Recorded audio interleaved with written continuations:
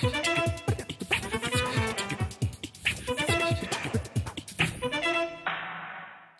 and welcome to the interview here on France 24. Well, Barack Obama says he's committed more than ever to peace between Israelis and Palestinians.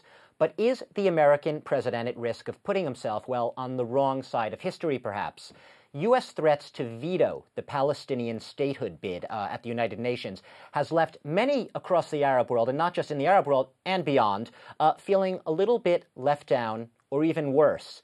Now, Obama, to say it again, is committed to peace, but like every other U.S. president for the past 6 decades or so, he also affirmed that, and this is a quote to the UN General Assembly, that America's commitment to Israel's security is unshakable, and our friendship with Israel is deep and enduring.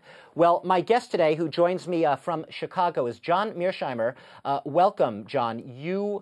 You're a professor of political science at the University of Chicago, and you believe, and you've written about this, that the unflinching and largely uncritical support that the U.S. has shown for Israel undermines, ultimately, not just America's interests, but Israel's interests as well. Now, you co-authored an article a few years back called The Israel Lobby and U.S. Foreign Policy. It was turned into a book that became a New York Times bestseller.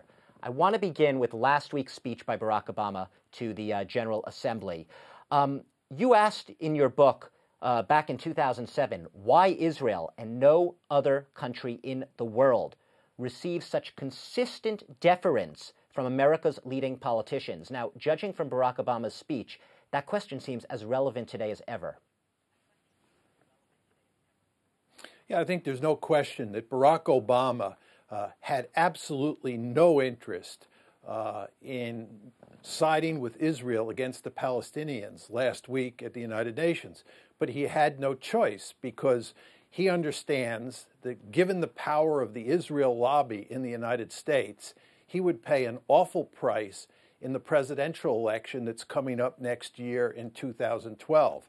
So he had to make a basic choice. Was he going to side with the Israelis and put his re-election in jeopardy, or was he going to side with the Palestinians and be on the side of history? And he decided to pursue his selfish political interests. John, let me ask you about this. When we talk about the Israel lobby, perhaps you might prefer, I think you yourself prefer to use other terms like a group, because it's not a monolithic entity, if I understand you correctly. This is a group that is Jews, Gentiles, many diverse interests. But ultimately, if I read you right, you believe that the Israel lobby is really hurting the politicians who follow its policy prescriptions. Well, there's 2 points to be made. First of all, the lobby, it's a loose coalition of individuals and groups who push American policymakers to be pro-Israel. It's comprised of Christians as well as Jews, as you said, and not all Jews could be put in the category of the lobby, for sure. Second point I would make is that the policies that the lobby is pursuing, are not in Israel's interests. If Barack Obama were a real friend of Israel and he was interested in the security of Israel, he would have sided with the Palestinians last week, because the fact is that the Israelis are pursuing a suicidal policy. They're going to end up incorporating the West Bank and the Gaza Strip into a greater Israel, and that greater Israel is going to be an apartheid state. And that will be disastrous for Israel over the long term. Israel has a deep-seated interest in getting a two-state solution. They have a deep-seated interest in making a deal with Mahmoud Abbas. And Barack Obama fully understands this. It's just that his hands are tied. He's in an iron cage because the lobby is so powerful here in the United States that he has little choice but to do what they say. And what's interesting, if I understand you as well, is that a lot of Americans, the lobby doesn't necessarily represent even the views of a lot of the mainstream American Jewish community. And even within Israel, there are many Jews in Israel who are deeply critical of their government's policies. That's exactly right. If you look at an operation like J Street is a new organization in the lobby.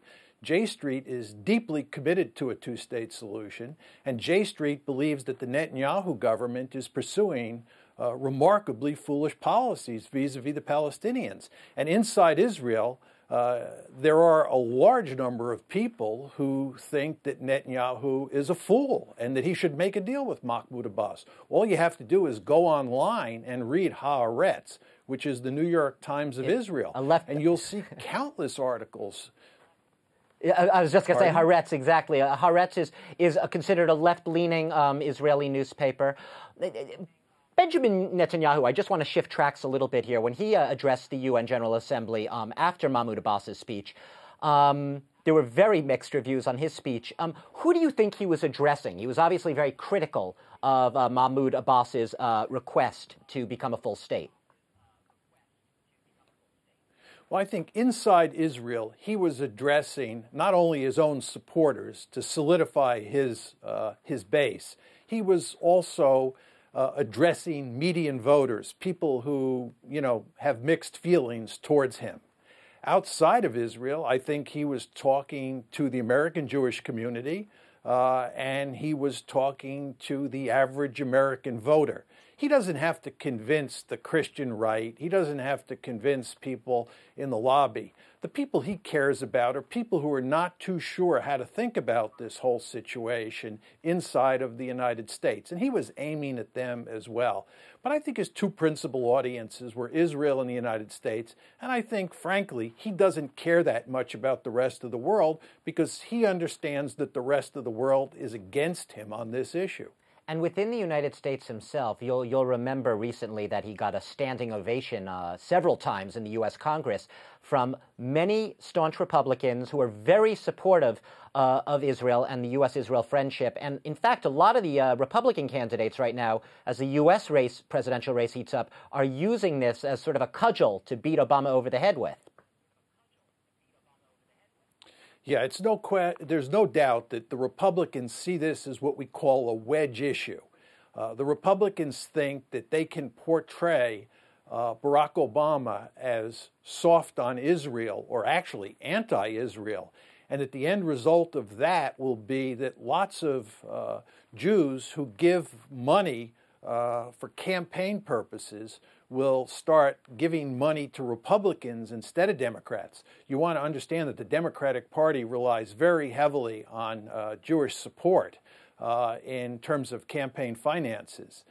Most estimates are that up to 60% of the money that comes to Democratic presidential candidates comes from American Jews. And what the Republicans want to do is shift that money.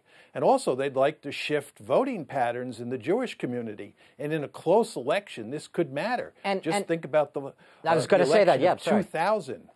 And even more recently, I was going to say... the election of 2000.